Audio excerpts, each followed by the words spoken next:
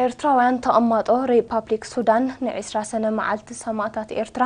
ሽምዓ ብምብራህ ካልእነት ዕለት ብዘንጸባርቕ ዝተፈላለየ ንጥፈታትን ከም ዘከርዋ ካብቲ ቦታ ዝበፅሐና ሓበሬታ ረድዮም ኣብቲ ናይ ዝኽረ ስነ ስርዓት ቀዳማይ ጸሓፊ ኤምባሲ ኤርትራ ኣብ ሱዳን ኣቶ ኢብራሂም ኢድሪስ ኣብ ዘስምዑ ቃል ንናጽነትን ልዕላውነትን ሃገር ብጅግንነት ዝሓለፉ ሰማዕታትና ሰፈሮም ወትሮ ኣብ ልቢ ነፍሲ ወከፍ ኤርትራዊ ከም ዝኾነ ብምጥቃስ ደበሶም ሕድሮም ንምትግባር እንርእዮ ግብራዊ ስራሕ ስለ ዝኾነ ኣብ ዛረዛን ዕለት መብጽዓና ከንሕድስ ይግባእ ክብል ኣስሚሩሎም ሓላፊ ህዝባዊ ጉዳያት ኣቶ እስማዒል ሙሳ ብወገኑ 20 ሰነ ወትሮ ኣብ ሜዳ ልምዓትን ዕቤትን ብሓደ ወገን መኸተን ንሱ ዝሓቶ ኩሉ ዓይነት ዋጋን ድማ በተኻልእ እናኸፈልና ንብድሆታት እናሰዓርና ክንቅጽል ንዘኽኣሉና ሰማዕታት ሕድርኹም ብስራሕ ክንድብሶ ኢና እሞ ቁሰኑ እናበልና ቃልና እንሕድሰላ ፍልይቲ ዕለት ያድሕር ምባል ሃገር ኣብ ዝኽራ ሓበን ዝብል ቴማ ነዚ ሓቂ ዘረጋግጽ ከም ዝኾነ ገንዚቦም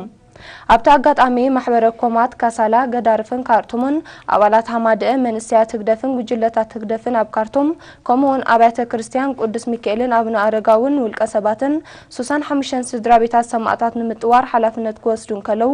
መንስያት ስነጥበኛታት ድማ ነቲ ዕለት ዝምልከት ድራማታትን ዜማታትን ከም ዘቕረቡ ካብቲ ቦታ ዝበፅሐና ሓበሬታ ረድዮም